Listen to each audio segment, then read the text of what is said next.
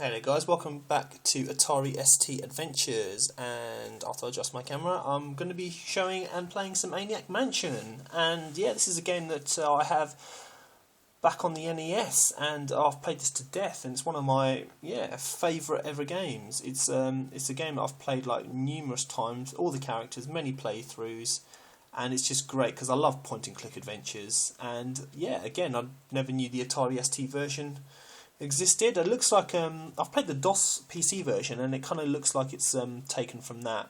So the character sprites are much more animated and they look a lot better than the NES version. So let's go with Bernard and Michael. Start a new game, and I'll play 10 minutes of it and yeah, see how it plays compared to the NES version.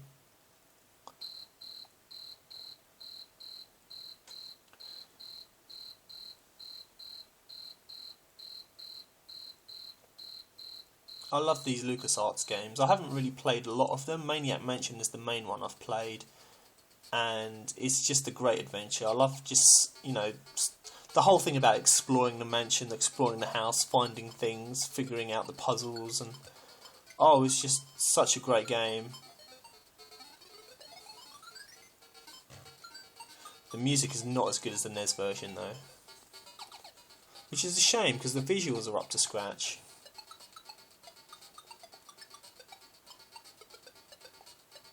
Okay, let's skip this.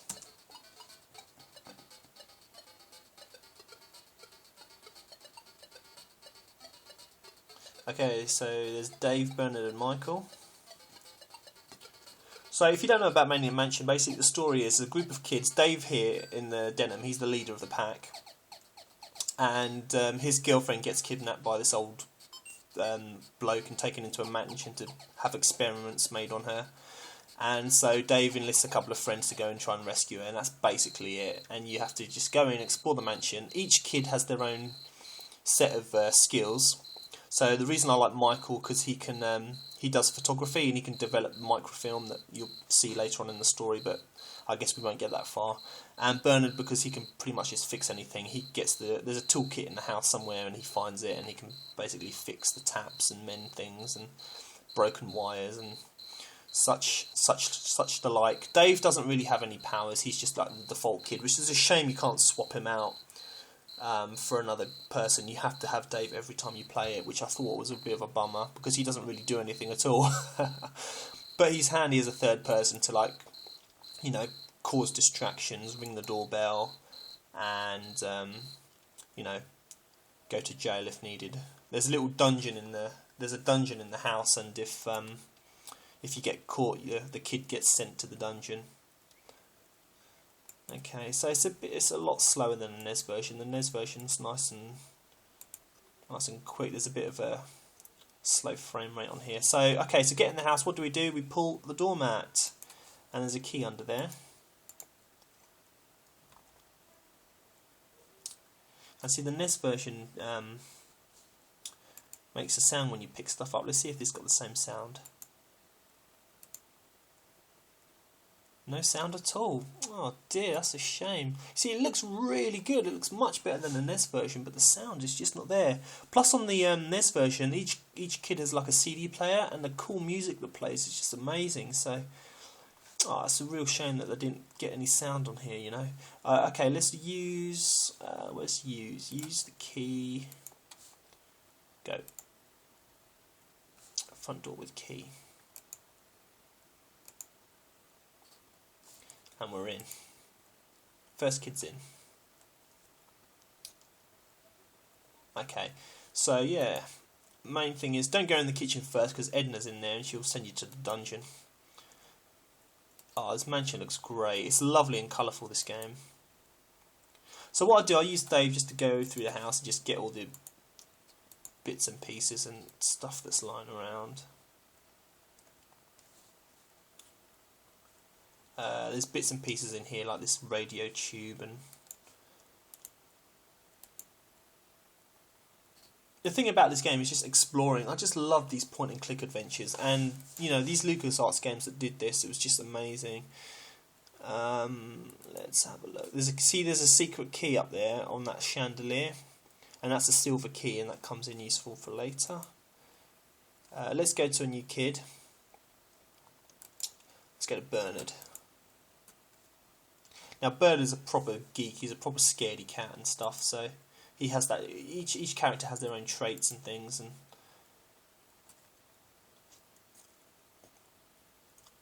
there's a part at the start here where you have to get where you go upstairs into the mansion, but there's like an alien tentacle in the hallway, and like Bernard's the only kid that will run away from it. You have to give it like food and cans of Pepsi to get past it, so it'll let you past.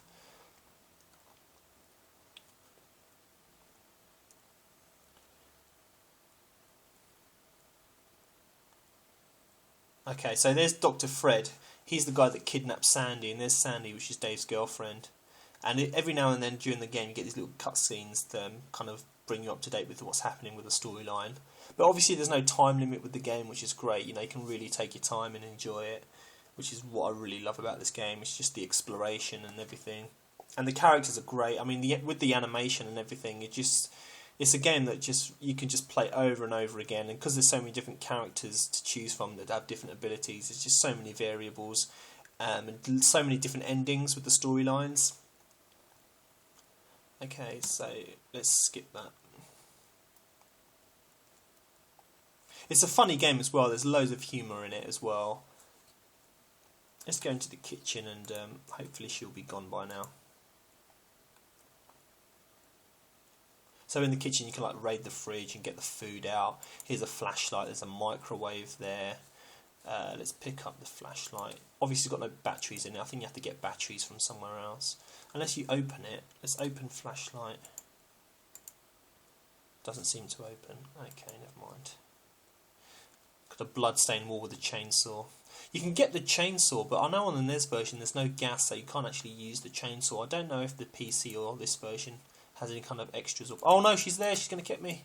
Quick, quick, quick. Oh no, she's caught me, she's caught me, she's caught me. I'll never get away, will I?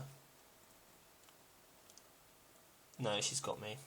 So you see, when you get caught by the family who own the house, you get taken to the dungeon.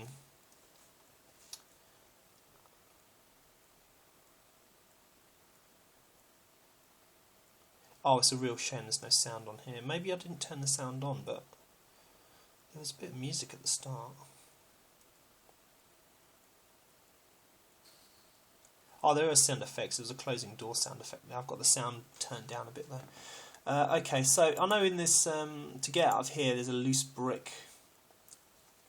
I know on the NES version there is somewhere, but I don't know where it is on this. It looks a lot different. I don't know where this loose brick is at all actually on this version.